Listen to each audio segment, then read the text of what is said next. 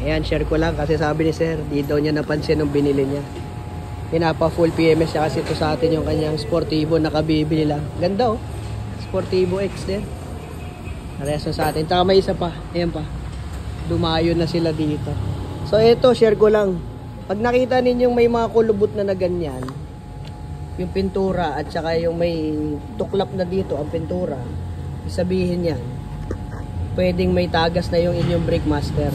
Ang susunod niya sisirain, brake booster. Kasi ayun, pumapasok na yung brake fluid sa loob. Pag hinigop na yung papasok, ito naman ang next na mawawasak dyan. Kasi mapupuno na yun ng fluid. Kanina, yung leak dito, moist pa lang. Pero nakita ko, may ano na yung pintura, tuklap na.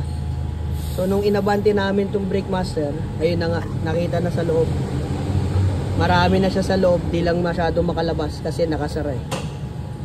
Yan. So, pag may nakita kayong may ganyan sa paligid, yung natutuklap ang pintura, alam nyo na yan, silipin nyo na yung inyong brake master. Kasi ito, itim na rin eh. Mukhang kulang sa maintenance tong fluid. Yan ang mga nakakasira ng goma, yung mga itim-itim na mga dumi-dumi ng fluid niyan. Share ko lang po sa inyo para alam niyo i-check. Kahit di nyo dali sa mekaniko, silipin nyo lang. Makakaiwas kayo sa pagkasira ng mga ibang piyesa madadamay. Okay?